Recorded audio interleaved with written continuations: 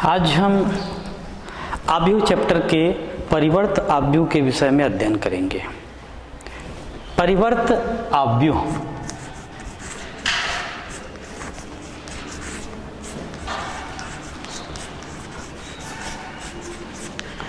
English में इसको transpose matrix कहते हैं। यदि किसी आव्यूह की रो को कॉलम में तथा कॉलम को रो में बदल दिया जाए तो प्राप्त आव्यूह को ही हम परिवर्त आव्यूह कहते हैं। और इसको परिवर्त आव्यूह को ए के ऊपर ऐसा डैश लगा के या ए के ऊपर छोटा सा टी लगा के लिखते हैं। ऐसा लिखा है मतलब आप समझ लीजिए कि ये मैट्रिक्स ए का ट्रांसपोज मैट्रिक्स है। उदाहरण जैसे एक मैट्रिक्स ए बराबर A11, A12, A13, A21, A22, A23, A31, A32 और A33 है। तो इसका ट्रांसपोज मैट्रिक्स को ए के ऊपर डैश लगाते हैं या ए के ऊपर ऐसा टी लिख देते हैं। ये घात नहीं है ना, ये केवल संकेत है। छात्र छात्राएं विशेष ध्यान देंगे। तो क्या करेंगे, हम रो को कॉलम में या कॉलम को रो में चेंज कर देंगे। तो देखिए ये फर्स्ट रो को हम फर्स्ट कॉलम में चेंज कर दें, A11, A12, A13। दूसरा रो को दूसरा कॉलम में परिवर्तित कर दीजिए, A21, A22, A23। इसी प्रकार से तीसरा रो को तीसरे कॉलम में चेंज कर दीजिए, A31, A32 और A33। तो ये प्राप्त मैट्रिक्स है दिए गए मूल मैट्रिक्स का, ये परिवर्त या ट्रांसपोज मैट्रिक्स के नाम में जानते हैं। और देखिए यहाँ पर ये 3x3 का है तो ये भी 3x3 का होगा। लेकिन यदि इस प्रकार का दूसरा एग्जाम्पल आपके पास है, if A is equal to matrix, कोई भी एक मैट्रिक्स ले लेते हैं। सपोज कीजिए 1 2 3 3 4 5। इसका ऑर्डर क्या है, 2x3। इसका ऑर्डर क्या है, 2x3 का है। तो इसका transpose A dash is equal to, ये देखिए 1 2 3 3 4 5। इसका ऑर्डर कैसे हो गया, 3x2 हो गया। यहां पर यह बात स्पष्ट नहीं हो रहा था, क्यों? क्योंकि यह स्क्वायर मैट्रिक्स था। यहां पर स्पष्ट हो गया, ये 2x3 था तो ये 3x2 हो गया। मतलब ट्रांसपोज में ये हुआ वास्तव में horizontal matrix. Horizontal matrix vertical में चेंज हो जाएगा और वर्टिकल मैट्रिक्स हॉरिजॉन्टल में चेंज हो जाएगा, कहने का अर्थ। इसकी कुछ विशेषताएं हैं ट्रांसपोज की, उसके विषय में हम चर्चा करेंगे।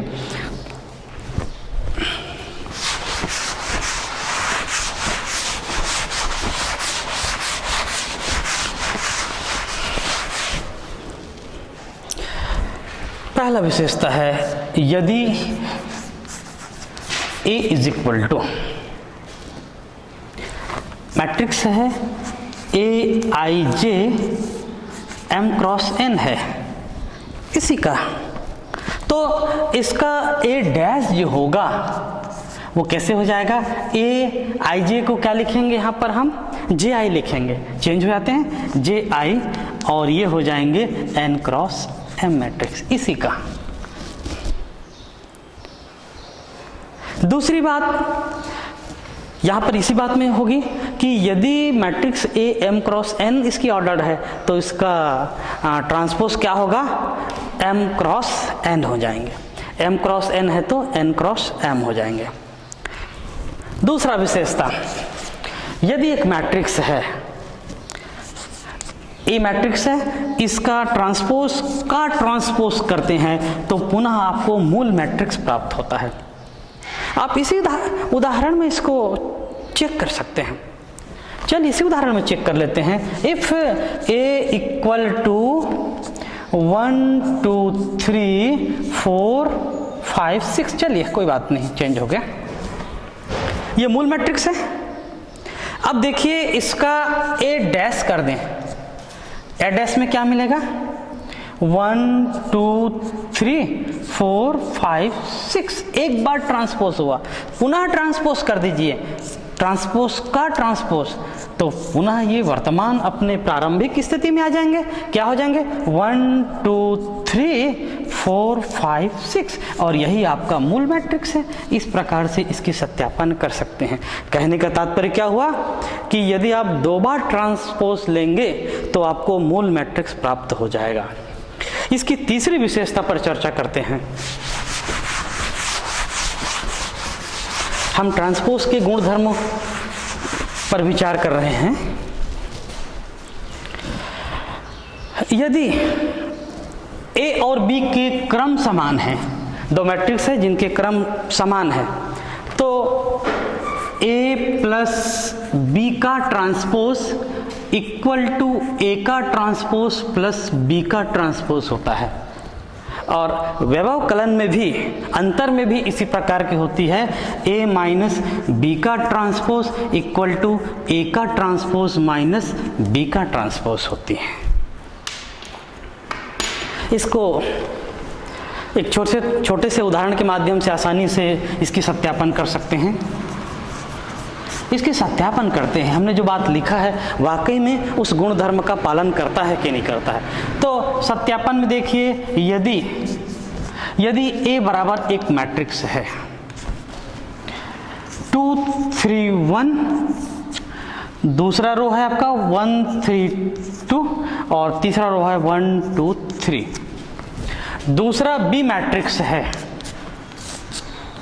बी मैट्रिक्स है 4 1 2, और दूसरा रो है इसका 2 4 1, तीसरा रो है 1 4 2।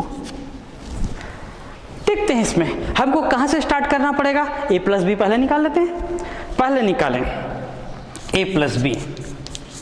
ए प्लस बी निकालिए, दोनों को जोड़ दीजिए, मैं थोड़ा डायरेक्ट कर रहा हूँ। 4 और 2 6, 3 और 1 4, 1 और 2 3, इसी प्रकार से 1 और 2 3, 3 और 4 7, और 2 और 1 3, फिर 1 और 1 2, और 2 और 4 6, 3 और 2 5, इस प्रकार से कर दिए। इसका ट्रांसपोज ले लेते हैं। ये समझ में आ गया ना, डायरेक्ट कर दिया, संगत अवयव को योग के नियम के आधार पर मैंने जोड़ दिया है। ठीक है,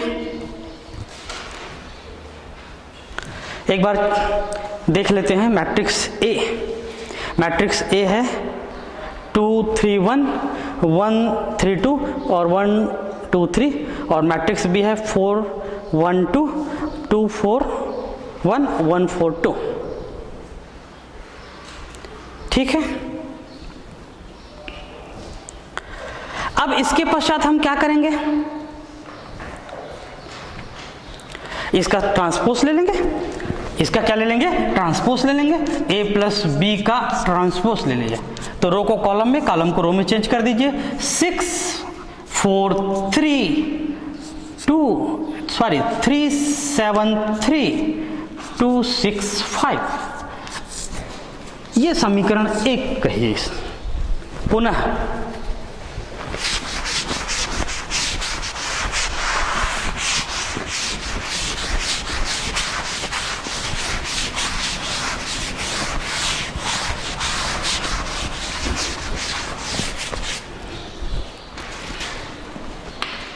आगे देखते हैं, हमको क्या करना पड़ेगा।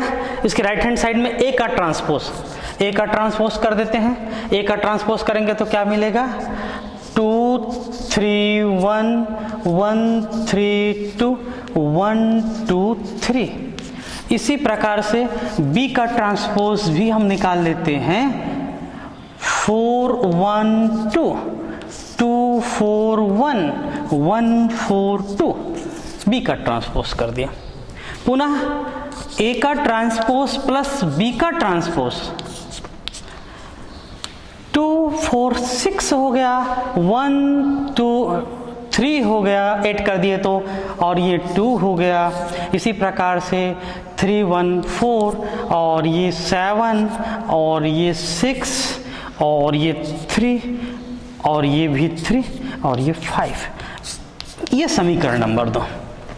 अब आप तुलना कीजिए, देखिए रिजल्ट पर समीकरण 1 का राइट हैंड साइड और समीकरण 2 का भी राइट हैंड साइड इक्वल है, देन लेफ्ट हैंड साइड भी इक्वल हो जाएंगे।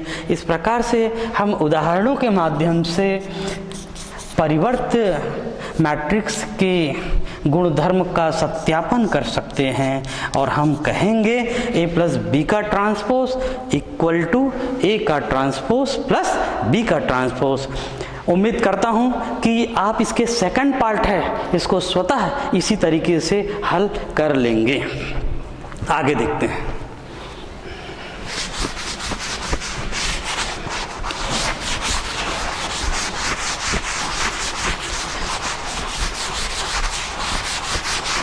जिस प्रकार से दो मैट्रिक्स को जोड़ते हैं, ठीक उसी प्रकार से दो मैट्रिक्स को भी घटाते हैं। घटाने के लिए हम संगत अवयव को घटा देते हैं, बाकी प्रक्रिया पूरा वही रहेगा।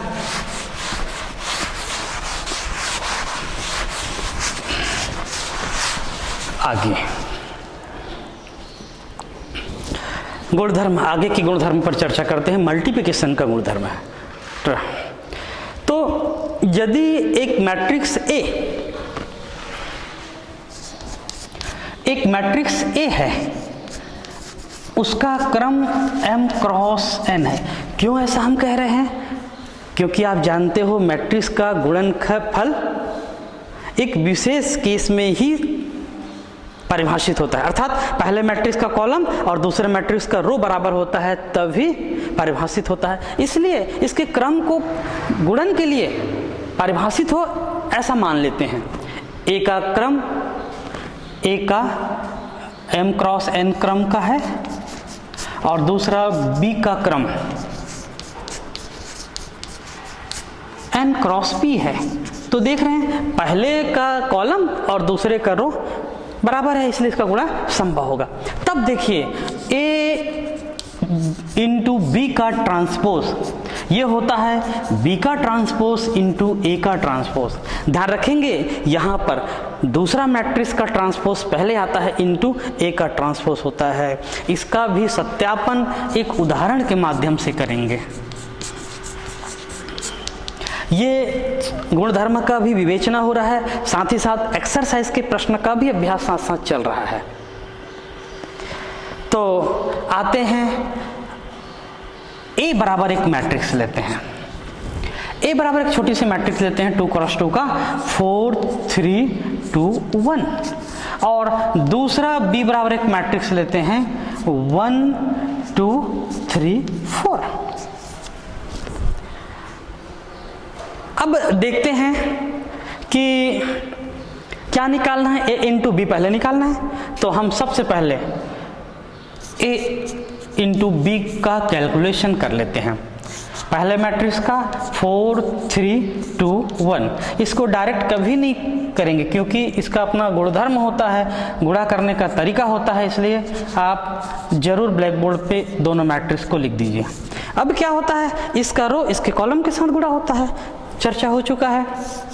तो कितने होंगे 4 4 4 प्लस 9, दूसरा में कितने होंगे 4 दूनी 8 प्लस 4 तिया 12 और पहला रो दूसरे रो पहले कॉलम के साथ 2 1 कम 2 और 3 1 कम 3, दूसरे रो दूसरे कॉलम के साथ 2 दूनी 4 और 4 1 कम 4। इस प्रकार से ए इंटू बी मैट्रिक्स आपको प्राप्त होता है 13 12 20 और 5 और 8।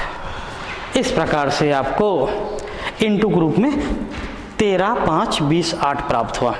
अब देखते हैं इसका क्या निकालना है, हमको बार निकालना है, अर्थात ट्रांसपोज लेना है, इस मैट्रिक्स का ट्रांसपोज लेना है।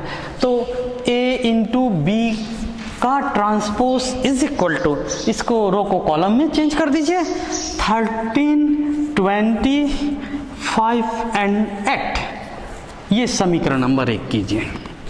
अब हमको ए का ट्रांसपोज लेना है और बी का ट्रांसपोज लेना है। चलिए आगे बढ़ते हैं। ए का transpose is equal to 4 3, column wise लिख रहा हूँ, रो को चेंज कर रहा हूँ कॉलम में, 4 3 2 1 एंड बी का ट्रांसपोज इक्वल टू 1 2 3 4। इसका राइट हैंड साइड क्या कहता है? Transpose of B into transpose of A. ये कैलकुलेट कर लेते हैं। Transpose of B into transpose of A equal to 1 2 3 4। B को पहले लिखेंगे, उसके बाद मैट्रिक्स ए के ट्रांसपोज को लिखेंगे 4 2 3 1। मल्टीप्लिकेशन कर देते हैं। 1 इंटू 4 4, 3 इंटू 3 9 प्लस 9, पुनः 1 इंटू 2 2 और 3 इंटू 1 3। इसी प्रकार से 2 इंटू 4 8, 4 इंटू 3 12 और 2 इंटू 2 4 और 4 इंटू 1 1। 9 4 13 और यहाँ पर देखिए कुछ मिस्टेक है क्या? 4 और 9, सेकंड में 3, ये 5,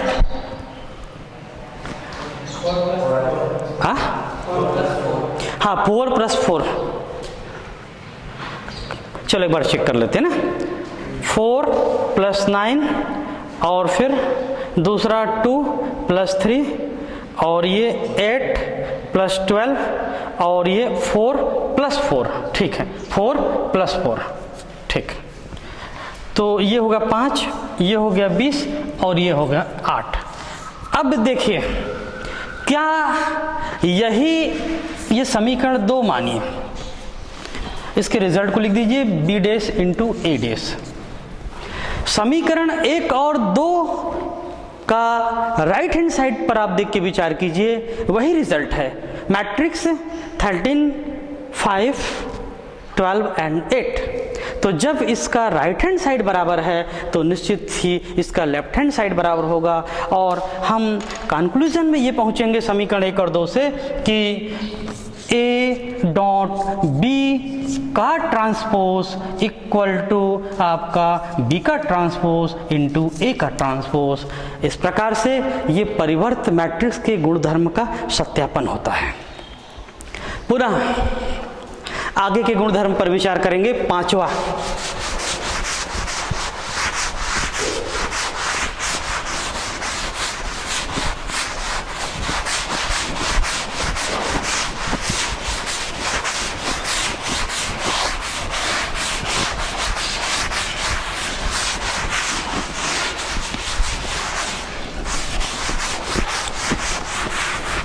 पांचवा गुणधर्म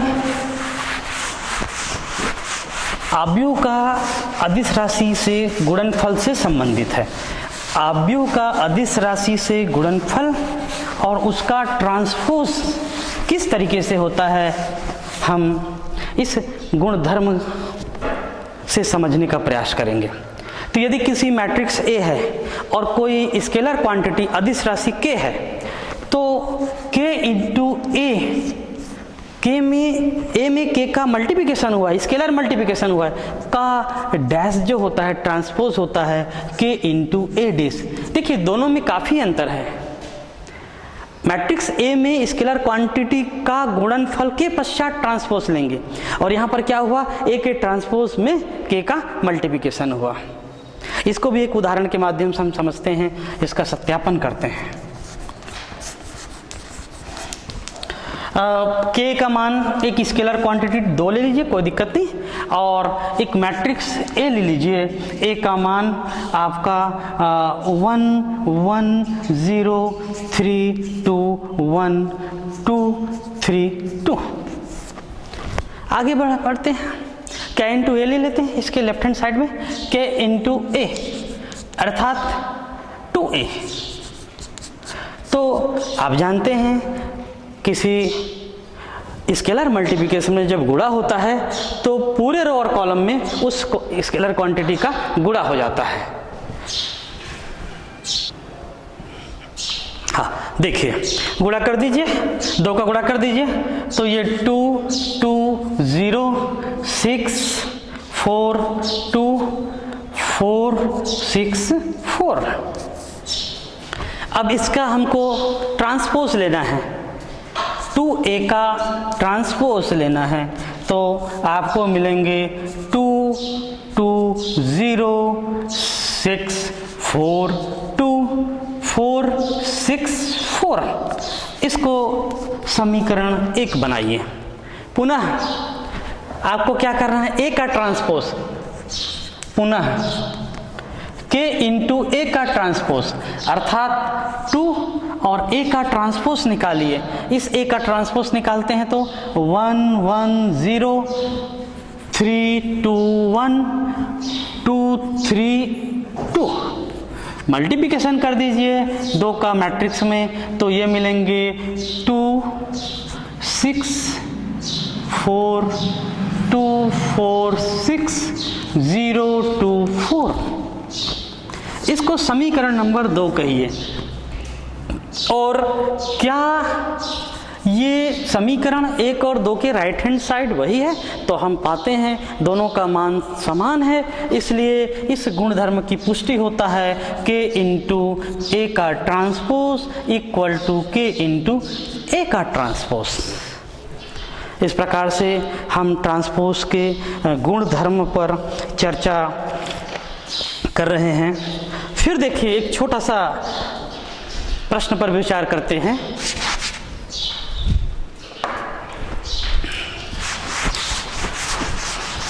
ये भी प्रश्न ट्रांसपोज मैट्रिक्स से ही आधारित है। आप सभी को ये प्रश्न अभ्यास काफी सरल महसूस हो रहा होगा। यदि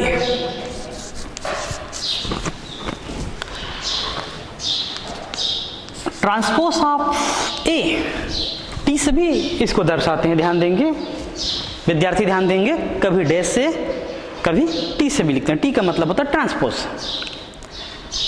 इक्वल टू 2 4 1 2। ये हुआ एक, और बी मैट्रिक्स आपको दिया है 2 1 1 4। तो ज्ञात करना है, हमको ज्ञात करना है a प्लस 2b का ट्रांसपोज ज्ञात कीजिए।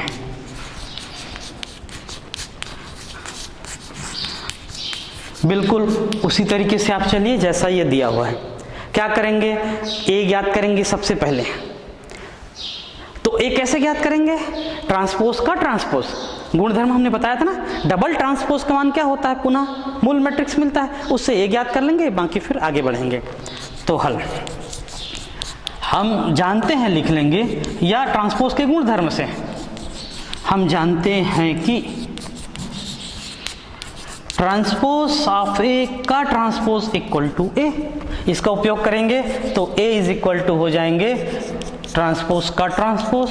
पुनः एक बार ट्रांसपोज कर लीजिए, 2 4 1 2, a निकल गया। इसके पश्चात ये रिजल्ट a प्लस 2b का मान निकालेंगे। a निकाल लीजिए, ये हुआ 2 1 4 2 प्लस 2 इंटू बी मैट्रिक्स का मान यहाँ से लिख लीजिए 2 1 1 4। फिर देखिए 2 1 4 2, यहाँ पर स्केलर मल्टीप्लिकेशन है अवयव के अंदर, तो इसके अंदर सभी अवयवों में गुणा कर दीजिए। 4 2 2 8, 2 गुना हो गया। फिर 2 अवयव के योग से संगत अवयव जोड़ दीजिए, 4 और 2 6, 1 और 2 3, 4 और 2 6, और 2 और 8 10। ये हुआ a प्लस 2b। फिर इसका क्या निकालना है, ट्रांसपोज ज्ञात कर लीजिए। a प्लस 2b का ट्रांसपोज इक्वल टू 6 3 3 10। यही इसका आंसर होगा। बहुत आसान है। अब अगले क्रम में सिमेट्री मैट्रिक्स के विषय में चर्चा करेंगे।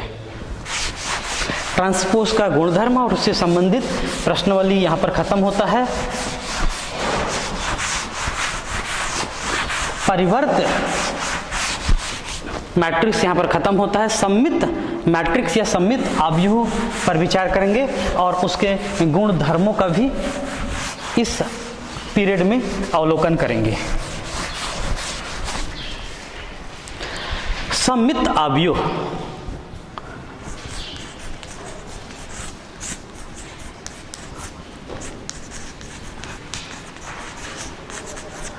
इसको सिमेट्री मैट्रिक बोलते हैं। ध्यान देना थोड़ा सा, सममित अवयव केवल वर्ग अवयव के लिए होता है, अर्थात 2x2, 3x3, 4x4, 5x5 के लिए है। तो एक स्क्वायर मैट्रिक्स ए सममित कहलाता है यदि उसका ट्रांसपोज पुनः आपको मूल मैट्रिक्स ही मिले। छोटा सा परिभाषा है, यदि एक वर्ग अवयव ए सममित कहलाता है, उसका ट्रांसपोज कैसे मिले? पुनः मूल मैट्रिक्स मिले, ट्रांसपोज कहलाता है। जैसे कि एग्जाम्पल पर हम विचार करेंगे। एक एग्जाम्पल, सममित के एग्जाम्पल देखते हैं। 1 5 5 3, ठीक है, 1 5 5 3 है। इसका ट्रांसपोज कर लें, इसका क्या कर लें? ट्रांसपोज कर लें, ए का डैश करें।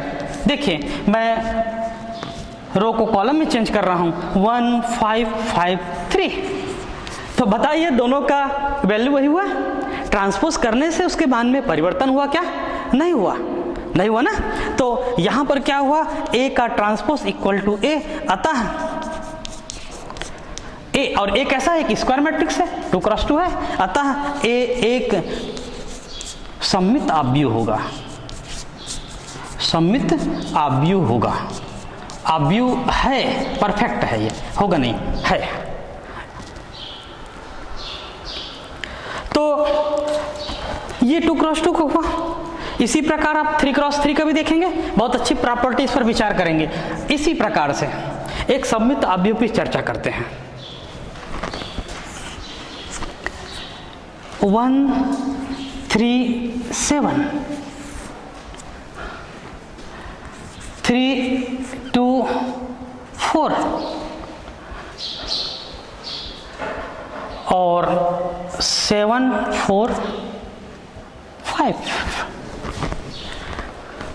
देखिए मैंने एक बनाया, एक मैट्रिक्स बनाया, फिर आप लोगों को भी बनाने सिखाऊंगा कैसे इसको बनाया जाता है। आप अनेक उदाहरण आपको अलग से ढूंढने की आवश्यकता नहीं है, इस पर विचार करेंगे। फिर देखिए ए का ट्रांसपोज बदल दीजिए। देखिए कॉलम, रो को मैं कॉलम में लिख रहा हूं, 1 3 7 लिखा, फिर 3 2 4 लिखा, फिर 7 4 5 लिखा। क्या इसके मान में परिवर्तन हुआ? क्या नहीं हुआ। तो इसका कंक्लूजन क्या होगा? ए का डैश बराबर ए, इसलिए therefore A is the symmetrical matrix. A एक सममित अवयव है, सममित अवयव है। इसका गुणधर्म पर विचार करेंगे, फिर आप स्वयं सममित अवयव का निर्माण कर सकते हैं। वो कैसे? देखिए सममित अवयव में चाहे 2x2 के एग्जाम्पल पर विचार करें, चाहे 3x3 के एग्जाम्पल पर विचार करें। ध्यान दीजिए, गौर करना यहाँ पर। यह हुआ मुख्य विकर्ण। अब देखिए मुख्य विकर्ण के समान दूरी पर अवयव समान है। देखिए ये इसके समान दूरी पर अवयव समान है, ये इसके समान दूरी पर अवयव समान है, ये इसके समान दूरी पर अवयव समान है। बना लेते हैं। पहले क्या कीजिए, आप मुख्य विकर्ण बना लीजिए, उसके बाद समान दूरी पर। ये देखिए ये 1 2 है और ये 2 1 है, ये 1 3 है, ये 3 1 है, ये 2 3 है, ये 3 2 है कि नहीं? तो ये प्रॉपर्टी होता है वास्तव में। वास्तव में क्या होता है? प्रॉपर्टी होता है। यहां पर भी देख लीजिए, ये मुख्य अवयव हुआ और इसके समान दूरी पर अवयव कैसे होते हैं? समान होते हैं। इस आधार पर आप हजारों सममित अवयव बना सकते हैं। एक सममित अवयव के मुख्य विकर्ण से समान दूरी पर स्थित अवयव का मान समान होता है। इस प्रॉपर्टी से अपन कह सकते हैं कि यदि A इज इक्वल टू एक मैट्रिक्स है, A i j बराबर m क्रॉस n मैट्रिक्स है, इसी बात को मैं लिख रहा हूं। ये सममित है, ये सममित है। कब सममित होगा? जब मुख्य विकर्ण के बाद का अवयव aij बराबर क्या हो जाएंगे? aj, ये दोनों बराबर होंगे। देखिए ना, ये देखिए, ये 1 2 है तो ये 2 1 है, ये 1 3 है तो ये 3 1 है। चेंज हो गया ना, आई और जे कैसे हो गए? चेंज हो गए। इसी प्रकार से आप आसानी से बना सकते हैं। तो कोई भी बना लेंगे। बनाने के लिए क्या करना पड़ेगा? मुख्य अवयव लिख देना, समान दूरी पर अवयव के मान को समान कर देना। एक प्रमेय इस पर विचार करते हैं, सममित अवयव पर, एक थ्योरम।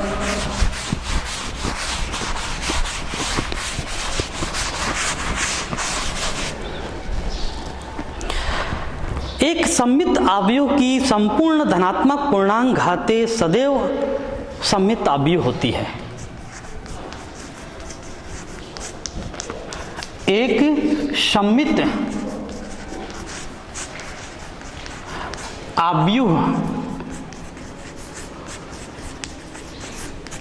अवयव की संपूर्ण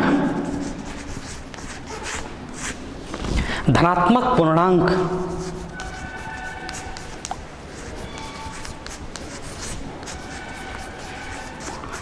सदैव सममित अवयव होती है। सममित अवयव होती है। हमको इसको प्रूफ करना है, सिद्ध करना है या सत्यापन करना है। सत्यापन नहीं, इसको सिद्ध करना है।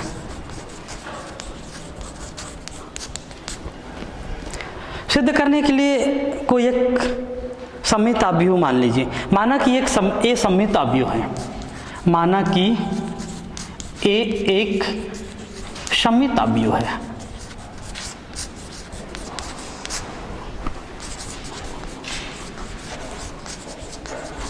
तब सममित अवयव की परिभाषा क्या होता है?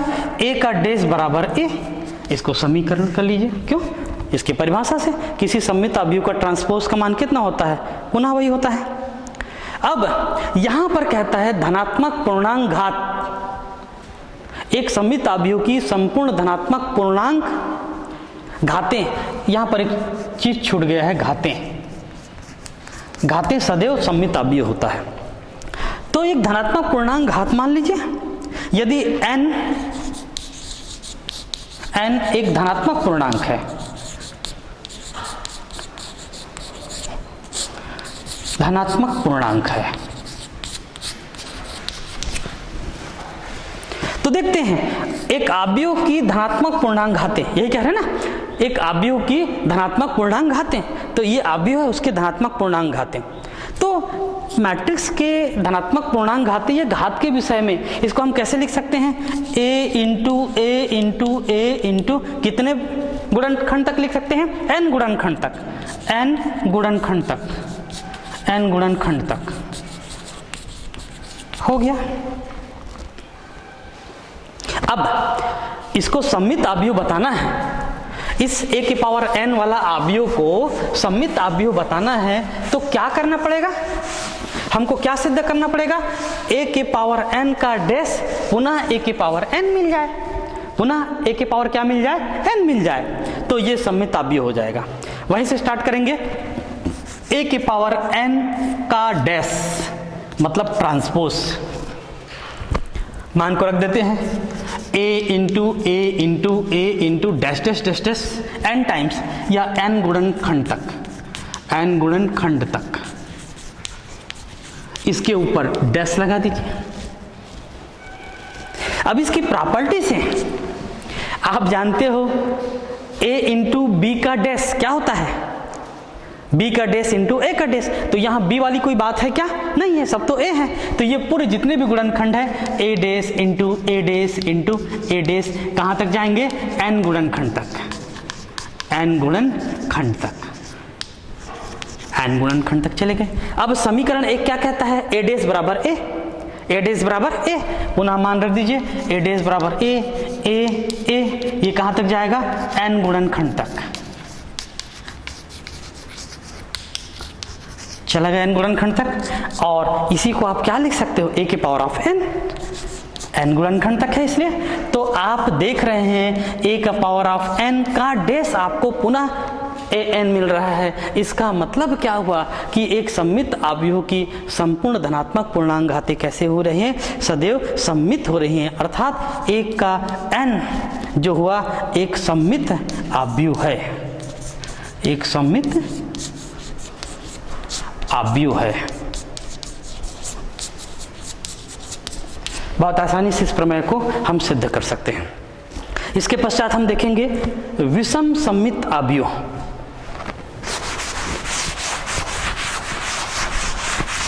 विषम सममित आव्यूह की विशेषता देखेंगे और आप लोगों को विषम सममित आव्यूह बनाना भी सिखाएंगे। जिस प्रकार से हमने सममित का देखा था उसी प्रकार से विषम सममित को भी हम बनाना सीखेंगे।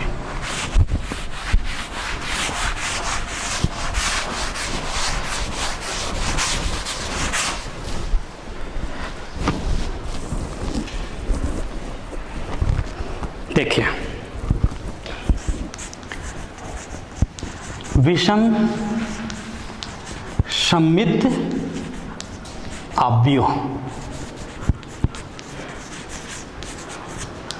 नॉन सिमेट्री मैट्रिक्स या स्क्यू सिमेट्री मैट्रिक्स बोलते हैं।